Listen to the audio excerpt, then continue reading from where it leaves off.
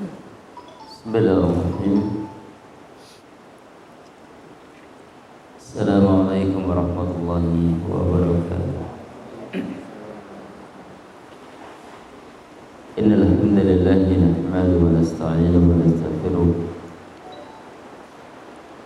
wa na'udzu billahi min shururi anfusina wa min sayyiati a'malina. Man yahdihillahu fala mudilla lahu wa man yudlilhu fala hadiya lahu. Wa asyhadu an la ilaha illallah wahdahu la syarika lahu wa asyhadu anna Muhammadan abduhu wa rasuluh sallallahu alaihi wa alihi wasallam tasliman katsiran. Qala Allah ta'ala fi kitabihil karim, ya ayyuhalladzina amanu taqullaha haqqa tuqatih wa la tamutunna illa wa antum muslimun. Ya ayyuhalladzina amanu taqullaha wa qulu qawlan sadida yuslih lakum a'malakum wa yaghfir lakum dhunubakum wa may yuti'illahu wa rasulahu faqad faza fawzan 'azima. Ya ayyuhan nasu ittaqu rabbakum alladzi khalaqakum min nafsin wahidah wa khalaqa minha zawjaha wa batha minhuma rijalan katsiran wa nisaa'a wattaqullaha alladzi tasaaluna bihi wal arham innallaha kana 'alaykum raqiba. Ba'du fa inna asdaqal hadithi kalamullah azza wa jalla wa khairal hadi Muhammadin sallallahu alaihi wasallam wa syarrul umuri muhdatsatuha fa inna kulla muhdatsatin bid'ah wa kulla bid'atin dhalalah wa kulla dhalalatin finnar. Kembali kita bersyukur kepada Allah Subhanahu wa taala yang masih memberikan kepada kita kesehatan, kelapangan waktu sehingga kita bisa berkumpul dalam cuaca yang agak sejuk, bertepatan dengan turunnya hujan pada pagi hari ini. Mudah-mudahan Allahumma shalli wa sallim, hujan yang diturunkan oleh Allah memberikan manfaat pada kehidupan manusia dan sebagai rahmat bagi kita semua. Dan yang kita berkumpul pada pagi hari ini mudah-mudahan mendapatkan rahmat pula dari Allah sehingga kita menjadi hamba yang beruntung, dan ketika kita menghadap Allah dalam keadaan kita membawa amal soleh sebagai persembahan kita kepada Sallallahu alaihi wasallam, kita senantiasa memohon kepada Allah agar silahkan kepada junjungan kita baginda Rasulullah, kepada seluruh keluarga, sahabat, dan juga tak lupa kita memohon kepada Allah agar kita diberikan syafaat supaya kita menjadi hamba-hamba yang bisa dekat dengan Rasulullah di hari kiamat. Wafillah azzajallahu iyakum. Sebagaimana kita rasakan bahwasanya kita hidup di zaman di mana zaman ini adalah zaman yang sudah diberitakan oleh Rasulullah SAW jauh sebelumnya, 14 abad yang lalu. Zaman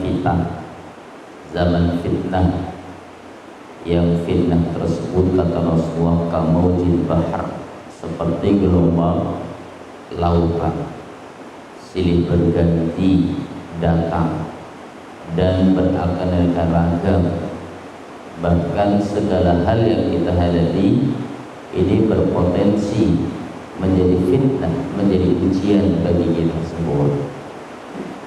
Kadang istri jadi fitnah bagi kita, anak kadang juga jadi fitnah bagi kita. Demikian pula harta, demikian pula kendaraan. Segala sesuatu yang kita jumpai di muka bumi ini berpotensi bagi kita untuk mendatangkan fitnah, yaitu ujian kepada kita semua. Tanpa menafikan bahwasanya yang diberikan oleh Allah pun kadang bisa memberikan kebaikan kepada kita. Oleh karena itu maka yang terpenting bagi kita ketika menjalani kehidupan dunia ini adalah upaya bagaimanakah kita bisa keluar dari fitnah-fitnah tersebut,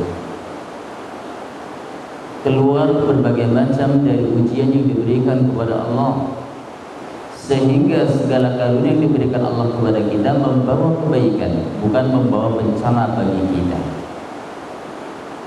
Oleh karenanya maka sesungguhnya Allah Subhanahu wa taala Dan Rasulullah SAW di dalam hadis-hadis beliau banyak mengingatkan kepada kita tentang fitnah-fitnah, baik itu fitnah wanita, baik itu fitnah dari sisi anak-anak kita, harta-harta kita, demikian pula fitnah yang menimpa secara global, perselisihan dan yang semisal dengannya. Allah dan Rasulnya mengingatkan kepada kita tentang fitnah ini. Ini menunjukkan bahwasanya fitnah ini adalah perkara yang sangat penting untuk diwaspadai, untuk kita perhatikan, untuk segera kita keluar dan kemudian menyelamatkan diri darinya. Maka demikian pula Allah dan Rasulnya juga telah menerangkan kepada kita bagaimana upaya-upaya jalan keluar dari fitnah-fitnah tersebut. Insyaallah pada pagi hari ini kita akan membahas apa yang perlu kita upayakan dalam menyikapi berbagai macam fitnah yang menimpa diri-diri kita, baik secara pribadi maupun bersifat secara umum. Yang pertama yang perlu kita upayakan dan kita jaga ketika menghadapi berbagai macam fitnah yang menimpa manusia adalah ijtinabul fitan wal maftunin. Yang pertama adalah menjauhkan diri atau memelihara diri dari berbagai macam fitnah dan juga orang-orang yang terfitnah atau membawa fitnah tersebut. Apabila kita tahu wanita atau istri yang kita miliki, demikian pula anak-anak wanita yang kita miliki bisa memberikan fitnah, maka kita harus menjaga mereka dari orang-orang yang bisa merusak mereka, baik itu kepribadian mereka, demikian pula agama mereka. Harta juga bisa menjadi fitnah. Oleh karena sebab itu, maka kita pun harus bisa menjaga harta dan juga memelihara diri dari orang-orang yang mereka maftun, terfitnah dalam perkara harta. Demikian pula perpecahan, perselisihan, ini juga merupakan fitnah. Oleh karena itu kita juga harus memelihara diri dari fitnah, tidak ikut masuk di dalamnya, dan demikian pula menjauhi orang-orang yang membawa fitnah ini. Nah, di dalam Al-Quran Allah Subhanahu wa Ta'ala telah memberikan isyarat. Allah telah menyebutkan wattaqu fitnatan la tusibanna alladhina zalamu minkum khassah. Allah Subhanahu wa Ta'ala telah menyatakan, dan hendaklah kalian takut, hendaklah kalian khawatir dari satu fitnah, yang fitnah tersebut la tusibanna alladhina zalamu minkum khassah, tidak hanya menimpa orang-orang yang zalim secara khusus. Artinya Allah Subhanahu wa Ta'ala mengingatkan kepada kita agar kita menjaga diri, menghindarkan diri dari fitnah. Manakala fitnah terjadi, maka sesungguhnya akibat efek buruk tidak hanya menimpa orang-orang yang melakukannya, tapi juga menimpa kaum muslimin secara umum. Oleh karena itu maka agama mengajarkan kepada kita adanya amar ma'ruf nahi mungkar, menyeru kepada yang ma'ruf dan mencegah dari yang mungkar. Ini kewajiban kita. Untuk apa amar ma'ruf nahi mungkar? Ini adalah dalam upaya supaya fitnah tersebut tidak menimpa kaum muslimin secara umum. Karena sesungguhnya apabila amar ma'ruf nahi mungkar ditiadakan, maka fitnah yang akan terjadi dilakukan oleh seseorang ini akan menimpa kaum muslimin secara merata. Nah, kita lihat dalam hadis Rasulullah sallallahu alaihi wasallam, Nabi juga menyatakan satakunu fitanun, kata Rasulullah, akan terjadi suatu fitnah, kata Rasulullah sallallahu alaihi wasallam, al-qa'idu khairun fiha minal qa'im. Orang yang duduk, kata Rasulullah, itu lebih baik daripada orang yang berdiri. Wal qa'im khairun fiha minal mashi. Orang yang berdiri itu lebih baik dibandingkan orang yang berjalan. Wal masya khairun fiha minas sa'i. Demikian pula orang yang berjalan itu lebih baik dibandingkan orang yang berlari kecil. Artinya apa? Ketika terjadi fitnah, maka dianjurkan bagi kita untuk menahan diri semaksimal mungkin agar kita tidak terjatuh di dalam fitnah tersebut. Dan Nabi mengatakan, man tasyarrafa tastajrifu, barang siapa yang berusaha ikut untuk nimbrung di dalam fitnah tersebut, maka dia pun akan terjatuh di dalam fitnah itu. Jadi ini sikap kita ketika terjadi fitnah, maka dianjurkan bagi kita untuk menahan diri kita semua agar tidak ikut campur di dalam fitnah tersebut, dengan menghindarkan diri dari fitnah dan menjaga dari orang-orang yang membawa fitnah itu sendiri. Ini upaya kita yang diajarkan Rasulullah sallallahu alaihi wasallam. Kemudian yang kedua, di antara upaya yang mesti kita lakukan untuk menjaga diri agar kita tidak terjatuh dalam fitnah adalah sebagaimana disebutkan oleh para ulama dan juga disebutkan dalam Al-Qur'an dan juga dalam hadis Rasulullah sallallahu alaihi wasallam, adalah as-sidqu fi talabi thabat, adalah benar-benar bersungguh-sungguh ketika mencari kekokohan di dalam menghadapi fitnah itu sendiri. As-sidqu fi talabi thabat, benar-benar bersungguh-sungguh berupaya untuk senantiasa kokoh di dalam menghadapi fitnah-fitnah yang terjadi tersebut. Alhamdulillah zainallahu wa iyyakum. Tidak sedikit di zaman ini kita dapati sebagian kaum muslimin yang tadinya kita lihat istiqomah, yang kita lihat tadinya adalah orang yang semangat dalam beragama, baik menuntut ilmu, baik beramal saleh, ta'awun di antara kaum muslimin.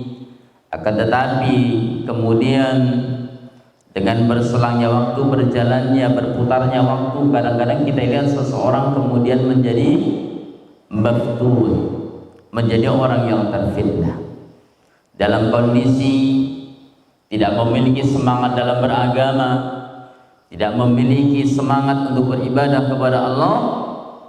Ini menunjukkan bahwasanya kualitas keimanan yang menurun dan kualitas ibadah yang menurun, menunjukkan bahwasanya orang tersebut dalam kondisi dia sedang terfitnah. Bisa jadi karena sebab harta, bisa jadi karena sebab anaknya atau pergaulan sesama kita, perselisihan dan perpecahan yang ada. Karena sesungguhnya tidaklah fitnah yang ada kecuali akan menimbulkan keburukan bagi seseorang maupun menimbulkan keburukan bagi secara umum kaum muslimin. Dan di dalam Al-Quran Allah Subhanahu wa ta'ala menganjurkan kepada kita, man jahada fina lanahdiyannahum subulana. Allah menyatakan, barang siapa yang bersungguh-sungguh di jalan kami, maka akan kami berikan jalan kepada dia. Artinya orang-orang yang mereka bersungguh-sungguh untuk istiqamah, bersungguh-sungguh untuk senantiasa sabar di atas al-haq, di atas kebenaran, maka Allah pun akan memberikan kekuatan kepada dia untuk tetap mengikuti kebenaran tersebut. Man jahada fina lanahdiyannahum subulana. Ada sebuah hadis Rasulullah SAW dalam riwayat Bukhari, Nabi menyatakan, man sa'alallaha syahadat bisidqin, barang siapa yang bercita-cita meminta kepada Allah Subhanahu wa ta'ala untuk mendapatkan mati syahid, tapi syaratnya dengan bisidqin. Nabi mengatakan, siapa yang meminta kepada Allah untuk mati syahid bisidqin, apa syaratnya? Bisidqin, dengan jujur, benar, bersungguh-sungguh. Maka kemudian Rasulullah SAW menyatakan, balaghullah, Allah Subhanahu wa ta'ala akan menyampaikan dia manazil syuhada, kepada predikat orang yang mati syahid tersebut. Wa inna ta'ala firashihi, walaupun dia harus mati di atas pembaringannya. Nah, ini dimulai dari kejujuran dalam hati kita, niat yang benar dan kemauan. Bahwa orang yang mereka hanya bercita-cita untuk mati syahid, dia dihitung sebagai orang yang syahid walaupun mati di atas pemberiannya, dan dia diberikan ganjaran oleh Allah Subhanahu wa taala atas kesungguhan niat yang telah dia miliki tadi. Ada seorang Badui yang datang kepada Rasulullah SAW dan dia mengatakan, ya Rasulullah, ini muhajirun ilaih fi sabilillah. Ya Rasulullah, aku ingin berhijrah kepadamu, menujumu dalam rangka untuk fi sabilillah, karena untuk di jalan Allah Subhanahu wa taala. Lalu dia hijrah. Nah, ketika dia hijrah, ketepatan Rasulullah SAW ketika itu membagikan ghanimah, harta rampasan perang. Ini bagian si fulan, ini bagian si fulan, ini bagian si fulan. Nah, tolong sampaikan bagian ini untuk si fulan yang tadi baru hijrah, seorang Badui tadi. Maka ketika Badui tadi datang, maka diberikan oleh para sahabat, ini bagianmu yang diberikan oleh Rasulullah SAW. Apa kata dia? Maka dia menjawab, bukan ini yang aku inginkan dalam Islam, bukan harta, bukan dunia, tapi aku masuk dalam agama Islam, hijrah bersama Rasulullah SAW. Yang aku inginkan adalah fi sabilillah, mati di jalan Allah Subhanahu wa taala. Dia memberikan isyarat supaya leherku ini tertancap oleh anak panah, ingin mati di jalan Allah Subhanahu wa taala. Maka mendengar ucapan itu, Rasul mengatakan, in tasduq yasduq.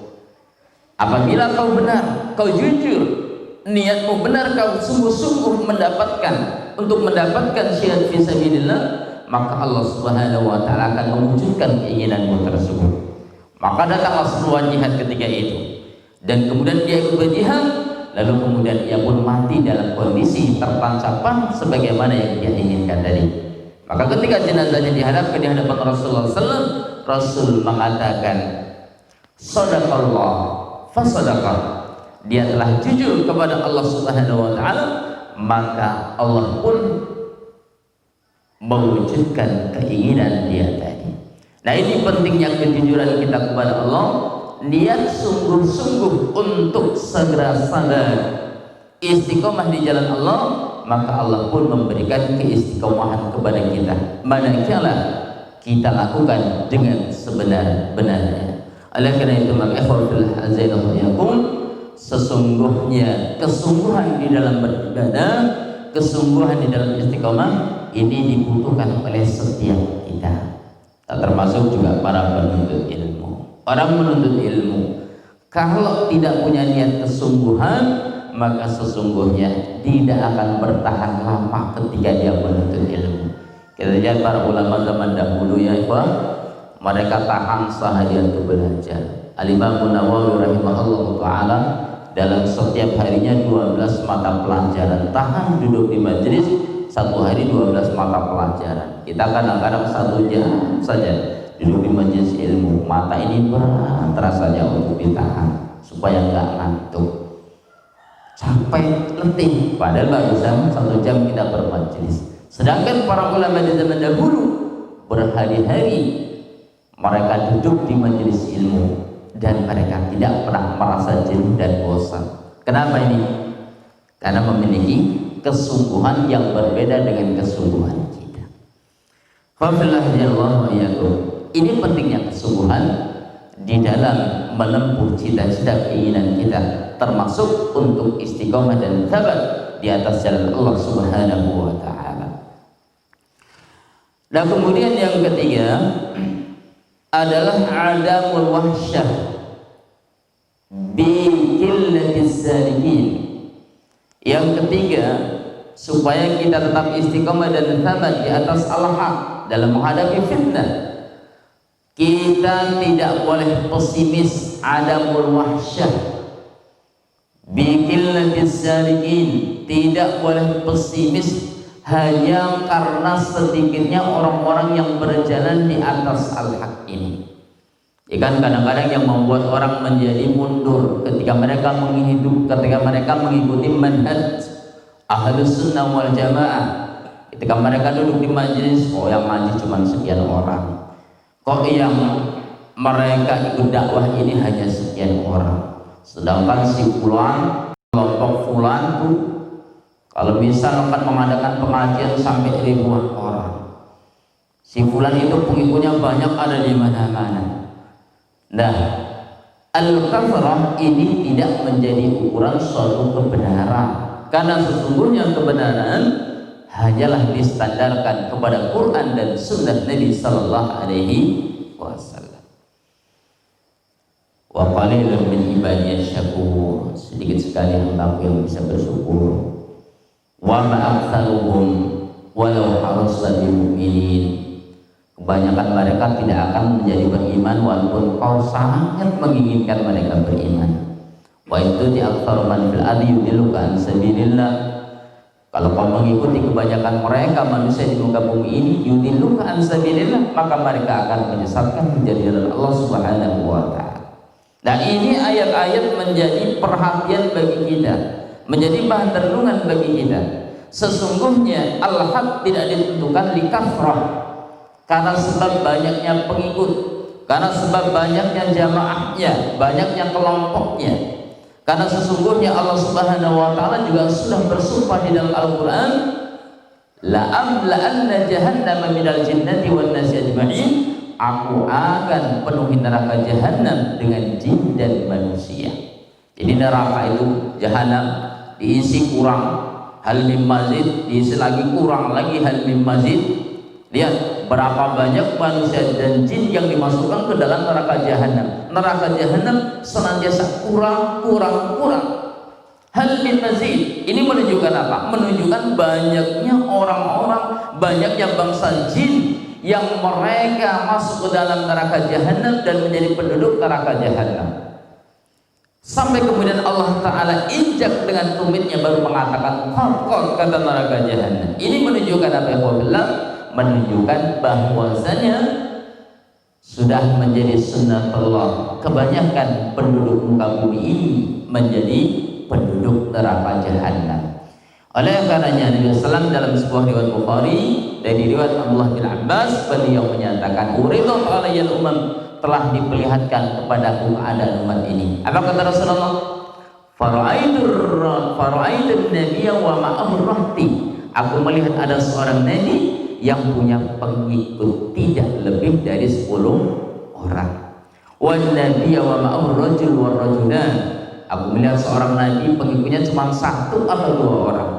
Wan nabiyya wa laysa ma'ahu ahad, bahkan aku melihat seorang nabi yang tidak punya pengikut sama sekali. Bayangkan, ada seorang nabi dakwah bertahun-tahun tapi nggak punya pengikut sama sekali. Jadi kalau jumlah kita seperti ini, alhamdulillah. Ada seorang nabi nggak punya pengikut sama sekali. Apakah nabinya yang salah atau umat yang salah?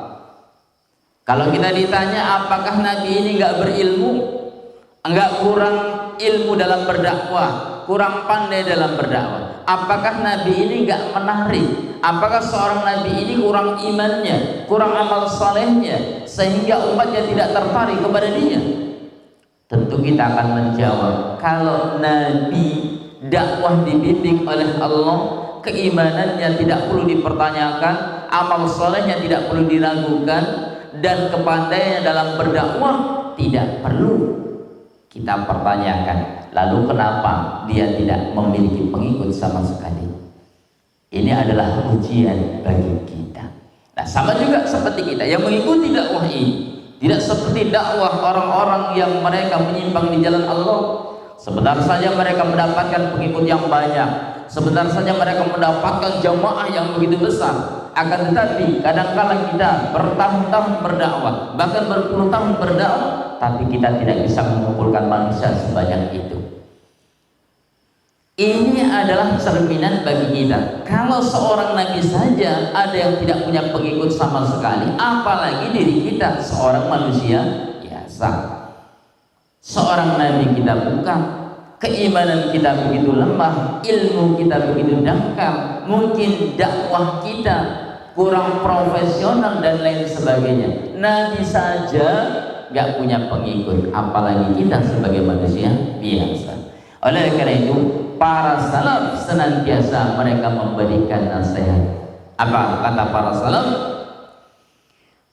Mereka mengatakan, alaikum bi tariqil haqq, alaikum bi tariqil haqq, hendaklah kalian berpegang teguh kepada jalan yang benar, kepada jalan yang benar. Wala tastawis likathrati sadiqin, dan janganlah kalian pesimis dengan jumlah yang sedikit. Sedikitnya orang yang berjalan di atas al-haq itu. Dan kemudian mereka juga mengatakan wa iyyakum wa tariqal batil, dan hendaklah kalian berhati-hati dari jalan yang batil, berhati-hati dari jalan-jalan yang sesat itu, kata mereka. Wala taghtar, dan jangan kemudian kalian itu terpedaya, terpengaruh, tertarik bikathratil halikin, dengan banyaknya orang-orang yang binasa yang mengikuti jalan yang batil itu, walaupun jumlahnya banyak. Karena memang dakwah kita ini bukan mencari kuantitas, tapi lebih mengedepankan kualitas. Walaupun kuantitas itu dibutuhkan, akan tetapi tidak selamanya kuantitas menjadi ukuran kebenaran. Ini yang kadang-kadang kita salah di dalam berdakwah, sehingga mengalami pergeseran. Satu demi satu sunnah dicampakkan, satu demi satu manhaj disingkirkan, satu demi satu kaidah tidak diperhatikan. Hanya karena apa? Ingin mencari pengikut yang banyak. Wallahi, ini adalah merupakan jalannya orang-orang yang maftun, dan ini adalah jalannya harokiyun, ikhwaniyun, dan yang semisal dengannya. Dakwah tujuannya apa? Mengumpulkan banyak manusia, tapi tidak memprioritaskan masalah kualitas. Jadi dakwah kita ikhwanillah, sebagaimana ini dakwah Rasulullah, sebagaimana ini dakwah para ulama, mereka tidak pernah mengedepankan kuantitas, tapi mereka lebih mengedepankan kualitas. Kita ingat Al-Imam Muhammad rahimahullah ta'ala ketika mempertahankan al-haq, Al-Qur'anu kalam Allah, Al-Qur'an adalah kalam Allah, laisa makhluk, bukan makhluk. Seorang diri ketika itu mempertahankan akidah ini, di mana para ulama berguguran dengan melakukan taqiyah. Di antaranya Habib Ma'in taqiyah ketika itu, dan sekian banyak ulama taqiyah ketika itu. Hanya Imam Ahmad sendiri ketika itu yang mempertahankan akidah dan tetap mengatakan Al-Quran adalah kalam Allah, laisa makhluk. Al-Quran adalah kalam Allah, bukan makhluk. Seorang diri. Kalau beliau menginginkan popularitas, sudah diserahkan oleh raja ketika itu. Apa kata Al-Qasim bilang? Wahai Ahmad, apa yang kau inginkan? Harta, aku kasih. Wanita, pilih mana yang paling cantik yang kau inginkan. Kedudukan, aku beri. Kau menjadi mufti, mau menjadi pengajar di masjidku, silahkan aku kasih. Tapi katakan Al-Quran adalah makhluk, bukan kalam Allah. Apa kata Imam Ahmad bin Hanbal? Tidak. Sebelum kau bisa memberikan dalil kepadaku bahwasanya Al-Quran adalah makhluk, aku tidak akan melangkah, aku tidak akan bergeming, kata Imam Ahmad. Seorang diri ketika itu mempertahankan akidahnya yang benar. Jadi dakwah itu bukan mencari popularitas, yang penting bagi kita adalah kualitas. Nah, ini yang dilupakan oleh sebagian para duat, sehingga kadang-kadang mereka menyingkirkan dan tidak memperhatikan perkara yang penting pengikutnya banyak. Khafillah jalla wa yakum. Oleh karena itu maka para ulama tadi telah memberikan suatu peringatan kepada kita, alaikum bitariqil haq. Hendaklah kalian tetap istiqomah di jalan yang benar, wala tastawhis, dan kalian jangan pesimis likathratis salikin, karena sebab sedikitnya orang-orang yang berjalan di atas kebenaran tadi. Al-Imam Ibnu Qayyim rahimahullah juga menjelaskan sehubungan dengan hadis Rasulullah sallallahu alaihi wasallam di mana Nabi mengatakan al-Islam badal Islam ghaliban wa sayaudu ghaliban kama bada fatubalil ghuraba. Nabi mengatakan Islam itu asing datangnya, pergi juga dalam keadaan asing sebagaimana datangnya tadi. Islam itu asing. Kapan Islam itu asing? Sepanjang zaman, sepanjang sejarah. Di zaman Rasulullah, di zaman para salaf, sampai zaman kita, sampai zaman setelah kita, Islam akan terus dalam keadaan asing. Artinya orang-orang yang asing mempertahankan keislaman, inilah dia ciri-ciri orang yang benar, bukan karena sebab banyaknya pengikutnya. Maka Ibnu Qayyim menjelaskan al-Islamu fin nasi ghuraba atau al-muslimuna fin nasi ghuraba. Orang-orang Islam ini adalah orang-orang yang asing di tengah-tengah manusia secara umum. Artinya kita lihat popularitas dunia ini dibandingkan antara muslim dengan yang kafir, jelas lebih banyak yang kafir kepada Allah Subhanahu wa taala. Jelas. Maka dikatakan al-muslimun finnasi ghuraba, orang-orang Islam di tengah orang manusia ini mereka adalah ghuraba, adalah orang-orang yang asing. Wal mu'minuna fil muslimina ghuraba, demikian pula orang-orang mukmin di tengah orang-orang Islam, di tengah-tengah orang muslim ghuraba, mereka adalah orang-orang yang asing. Kalau begitu antara yang muslim secara umum dengan yang mukmin lebih banyak mana? Lebih banyak yang muslim, yang mukmin sedikit. Bukan berarti yang muslim ini kafir, tidak. Artinya kualitas keimanan antara yang kokoh keimanannya dengan lemah keimanannya, jelas lebih banyak yang lemah keimanannya. Dan kemudian Ibnu Qayyim juga menjelaskan wa ahlul ilmi fil mu'minina ghuraba, orang-orang yang berilmu di tengah-tengah kaum mukminin ini juga orang yang asing. Maka kita lihat sedikit sekali para ulama kita jumpai di zaman dahulu dan di zaman sekarang ini. Bahkan di zaman sekarang ini para ulama sangat asing sekali. Kalau kita dapati di zaman para salaf dulu ya, di zamannya tabi'in kita dapati ribuan para ulama, tabi'in kita dapati mungkin sampai ratus ribuan para ulama, dan juga di zamannya para imam. Dan di zaman sekarang ini kita lihat berapa jumlah para ulama ahlu sunnah yang ada di muka bumi ini, sangat sedikit sekali. Bahkan setiap tahun berguguran para ulama, dicabut ilmu oleh Allah Subhanahu wa taala. Telah gugur, telah wafat Syekh bin Bashar Al-Albani, Syekh Utsaimin, Syekh Mukbil dan lain sebagainya, dan demikian pula baru-baru ini Syekh Hasan dan lain sebagainya, dicabut oleh Allah Subhanahu wa taala, sehingga ulama itu menjadi langka di tengah-tengah umat ini. Umat Islam banyak, tapi ulamanya sedikit sekali. Dan kemudian Ibnu Qayyim juga menjelaskan wa ahlus sunnah alladzina yumayyizunaha baina syahwati wal bidah ghuraba.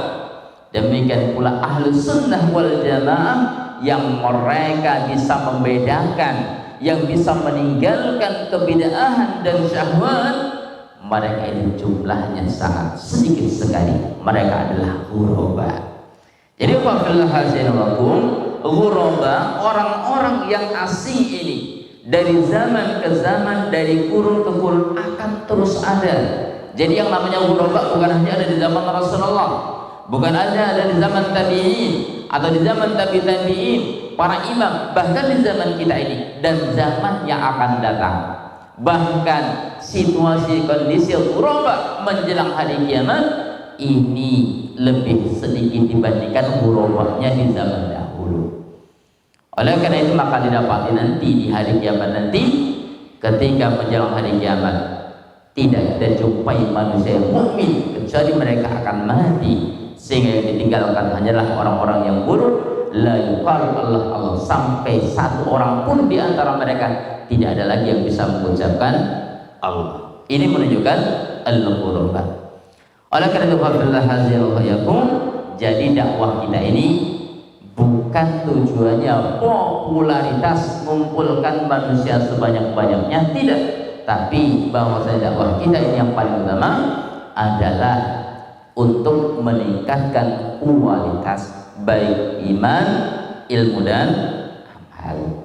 Oleh karena itu, Allah, kita dapati sebagian daripada ikhwah kita dari tahun ke tahun, ya, ada yang sudah ngaji sampai 10 tahun, sampai 20 tahun, kadang-kadang bacaan Qur'annya juga nggak beres, iya kan? Apalagi baca kitab, apalagi bahasa Arab, apalagi pemahaman dia terhadap Islamnya.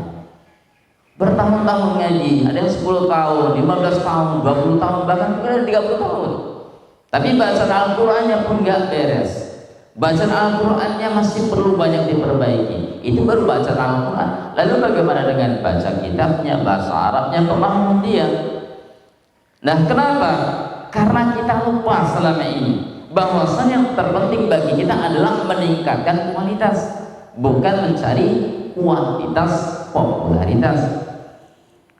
Jadi kalau misalkan kadang-kadang kita mengkritik mereka ahlul bidah, kadang-kadang kita bisa mengkritik ahlul gitu, mereka kan itu dakwah yang penting manusia pengikutnya banyak, jalan apapun mereka tempuh. Nah, nyatanya di zaman kita ini pun dakwah seperti itu kadang-kadang. Lupa membina umat, lupa untuk membina saudara-saudara kita supaya benar-benar paham agama. Oleh karena itu, bahwa antum yang jumlahnya seperti ini, sedikit ini, tapi kalau semuanya berkualitas, itu lebih baik dibandingkan jumlahnya banyak tapi mereka tidak berkualitas dari sisi dakwah. Ini pengalaman kita pribadi. Pengalaman kita pribadi pada tahun 2008 dulu saya pernah ngajar di Mahatul. Ustaz Faru mungkin tahu. Ya, Ustaz Zailai di antaranya. Ustaz Zailai. 4 orang waktu itu yang mereka iltizam, artinya istiqomah belajar setiap hari, belajar bahasa Arab, ilmu alat dan lain sebagainya. Tahun 2008 atau 2009. Ikhwan kita yang ngaji sedikit waktu itu, paling 15 orang. Paling banyak tuh kalau ngaji 15 orang. Paling banyak 15 kakak. Mesinnya kecil, ukuran 5 kali 7. Dulu tahun 98. Tapi setelah 4 orang ini berhasil, mereka istiqomah menuntut ilmu, dari yang 4 orang ini, Masya Allah, sekarang hampir satu kampung ngaji. Satu kampung tuh 3 masjid Ahlus Sunnah, hampir 200 kakak yang ngaji. Nah, lihat manfaat dari 4 orang menjadi sekian banyak yang mereka bisa bawa untuk ke jalan al-haq ini. Maka sebagai nasihat kita bersama, terutama antum, kualitas diri kita harus diperbaiki. Jadi kita ini harus ada perubahan dari satu waktu ke waktu yang lain, dari satu tahun ke tahun berikutnya. Jadi kita harus punya prioritas. Tahun ini saya harus selesai Muyassar, tahun besok saya harus selesai Jurumiyah, tahun depannya lagi saya sudah harus bisa baca kitab, tahun depannya lagi saya harus bisa mengajarkan, tahun depannya lagi saya harus bisa berdakwah. Jadi seperti itu. Jadi kita harus punya progres, ya. Kalau kerja itu namanya progres. Nah, demikian pula dalam dakwah, terutama dakwah diri kita sendiri. Nah, ketika kita mendakwah diri kita sendiri, harus ada usaha, dan usahanya harus ada target. Tapi kalau misalkan kita yang penting duduklah ngaji, mendengarkan, dan tanpa adanya usaha untuk jadi yang lebih baik, selamanya kita akan seperti ini. Hanya bisa duduk mendengarkan, setelah itu pulang ke rumah, dan kemudian setelah di rumah ilmu yang kita dapatkan juga hilang. Kenapa hilang? Karena tidak ada bukti tertulis.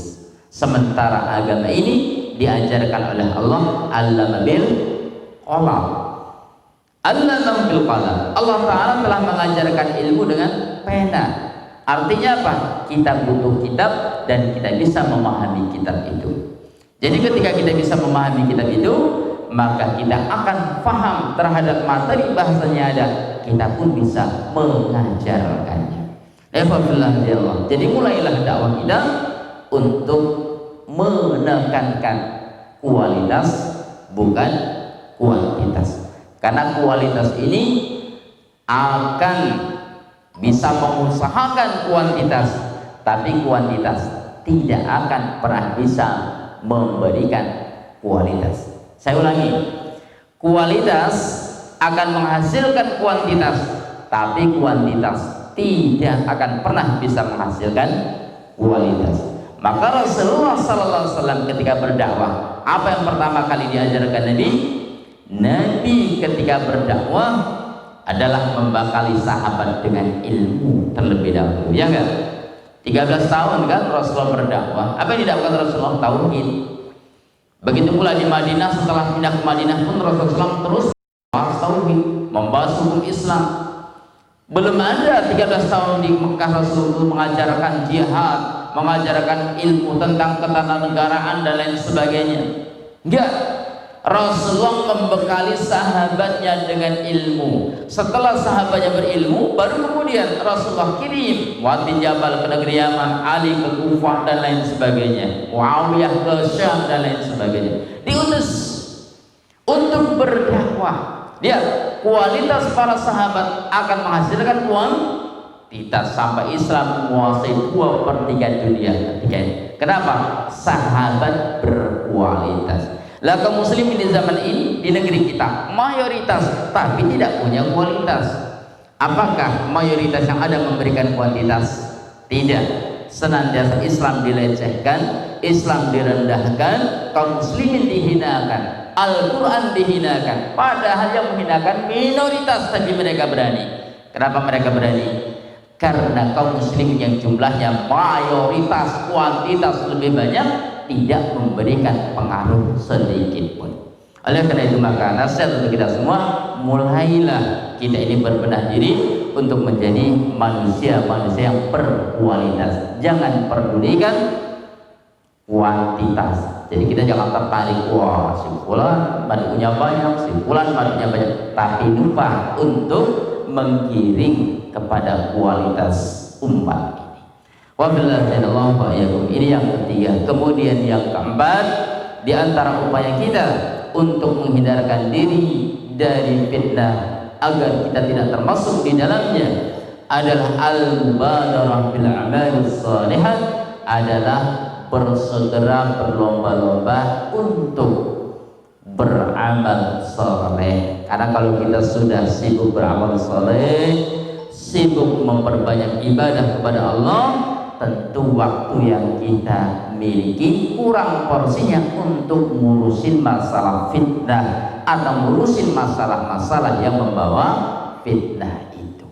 Makanya Nabi dalam hadis mengatakan, badiru bil a'mali fitanan kaqa'il lail mudlim.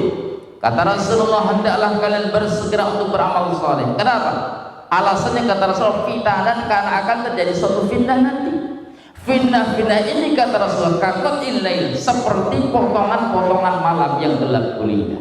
Jadi fitnah itu diibaratkan Rasulullah seperti potongan malam yang gelap gulita. Artinya apa? Akan terus ada, akan terus datang, silih berganti, dan ini akan membuat orang menjadi bingung.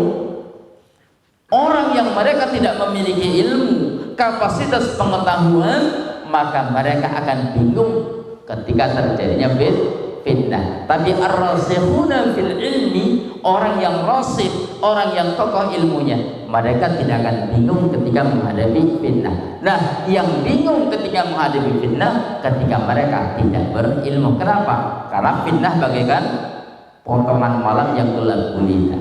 Kalau kita berjalan di malam hari, tentu kita butuh kepada lampu senter atau yang semisal dengannya, supaya kita tahu mana lubang, supaya kita tahu barangkali ada batu, ada duri yang melintang, ada kayu yang menghalang, atau ada binatang berbisa. Nah, itulah kita butuhnya ilmu tadi, supaya kita bisa berjalan di tengah-tengah kegelapan fitnah yang kadang membuat kita menjadi bingung tadi. Dan itu menggambarkan fitnah itu bagaikan potongan-potongan malam yang gelap gulita.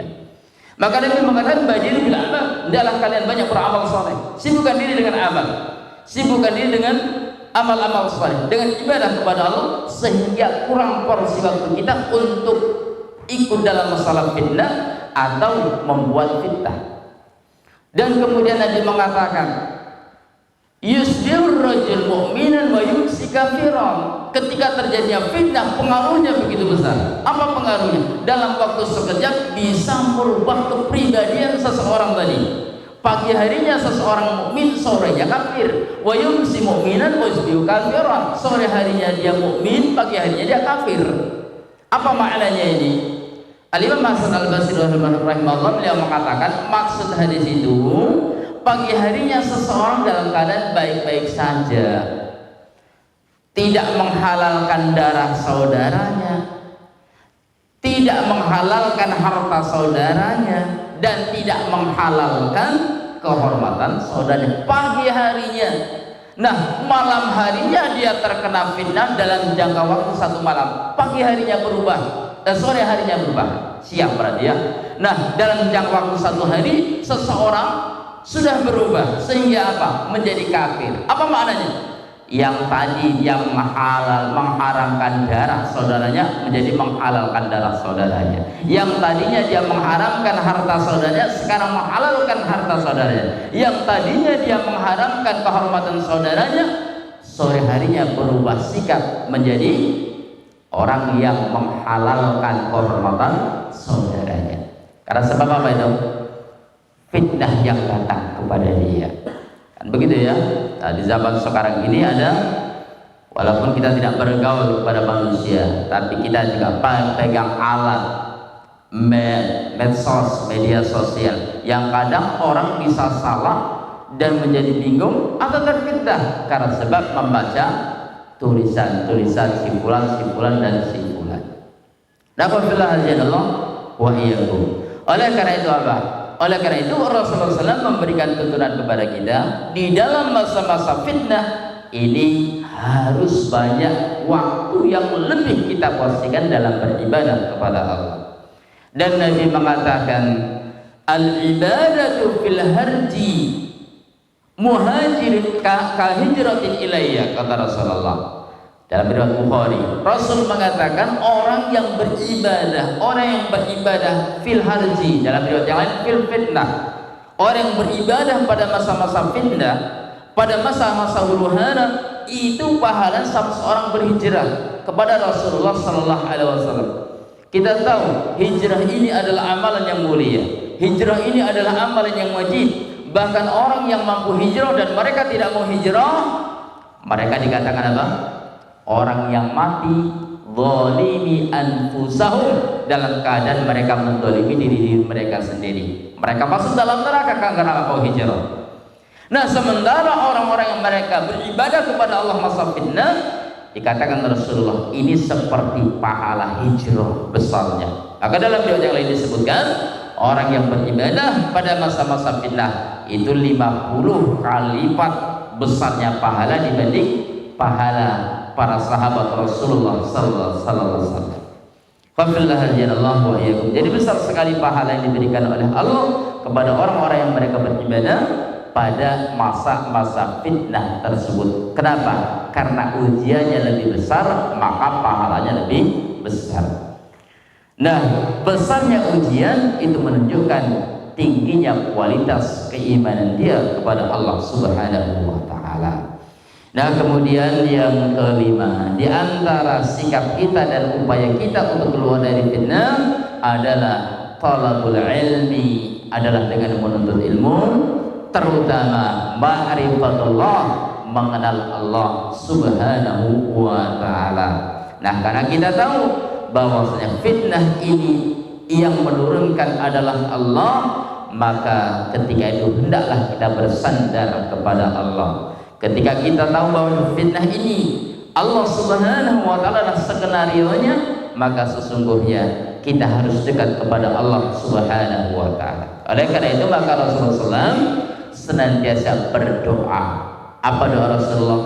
Ya muqallibal qulub tsabbit qalbi ala dinik. Ini doa Rasulullah. Ya Allah, kokohkanlah hatiku terhadap agama.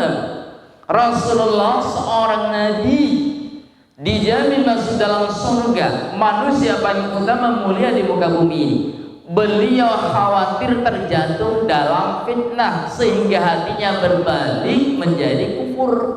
Ini Rasulullah. Maka Rasulullah berdoa, ya Allah, kokohkanlah hatiku atas agama. Maka para sahabat heran, ya Rasulullah, apakah kamu masih takut? Masih khawatir wahai Rasulullah, sedangkan kau seorang nabi dijamin masuk surga dan lain sebagainya. Naam, kata Rasulullah. Iya. Kenapa? Nabi mengatakan, inna qulubal iman, karena hati-hati hamba Allah Subhanahu wa taala baina asbi'ain min asabi'ir rahman, berada di antara jemari Allah Subhanahu wa taala.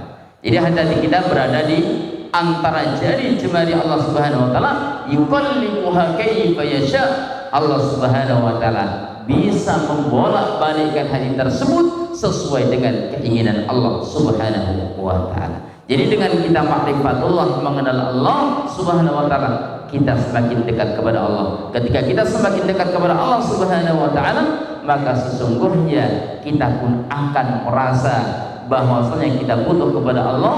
Ketika kita butuh kepada Allah, maka kita banyak berdoa kepada Allah Subhanahu wa taala agar kita diselamatkan dari berbagai macam fitnah. Dan yang terakhir diantaranya, bahwasanya upaya kita menjaga diri dari fitnah adalah memperbanyak sholat, sabar, dan berdoa kepada Allah Subhanahu wa taala. Dalam Al-Qur'an telah diterangkan oleh Allah Subhanahu wa taala, wasta'inu bis-sabri was-shalah, hendaklah kalian minta pertolongan kepada Allah dengan sabar dan sholat. Nah, karena sesungguhnya sholat ini meningkatkan keimanan, ibadah meningkatkan keimanan, doa meningkatkan keimanan. Sementara dalam Al-Quran disebutkan, yutsabbitullahu alladziina aamanu bil qawli tsabit, Allah akan mengokohkan orang-orang yang beriman dengan ucapan yang sabit, yang kokoh tadi. Jadi syarat seseorang akan dikokohkan oleh Allah ketika dia beriman kepada Allah Subhanahu wa taala dan bertakwa. Maka dalam Al-Qur'an diterangkan,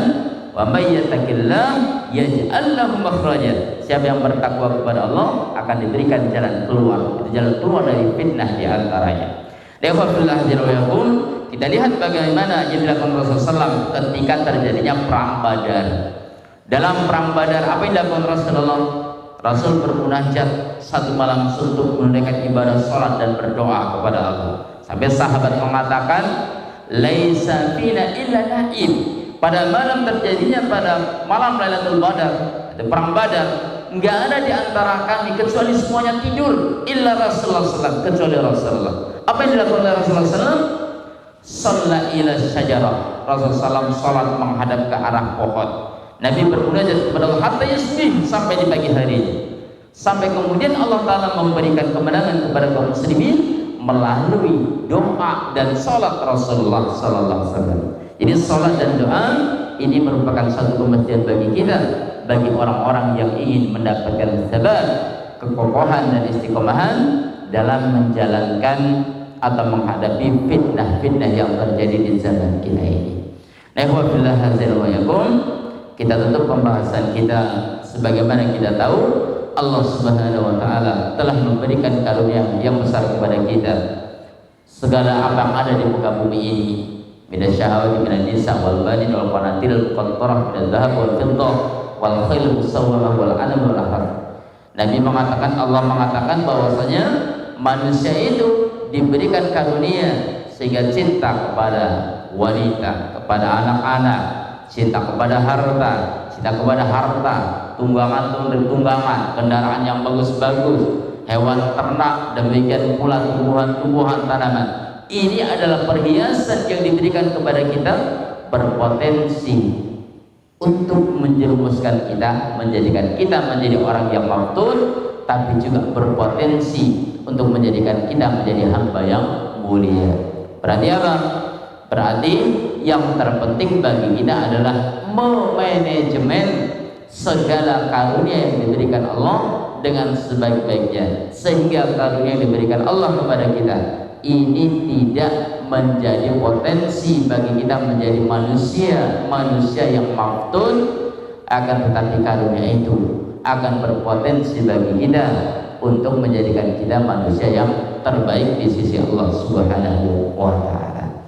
Mudah-mudahan pembahasan yang singkat ini bermanfaat bagi kita semua, dan mudah-mudahan kita termasuk daripada orang-orang yang dijaga oleh Allah Subhanahu wa taala dari fitnah-fitnah yang mungkin terjadi menimpa kita semua, sehingga kita menjadi hamba yang selamat di alam kubur dan selamat pula ketika kita berjumpa dengan Allah Subhanahu wa taala. Nah, akhirul kalam wa sallallahu ala nabiyina Muhammadin wa ala alihi wa sahbihi wasallam. Alhamdulillah alamin. Allahu ta'ala ala bis-shawab. Assalamualaikum warahmatullahi wabarakatuh.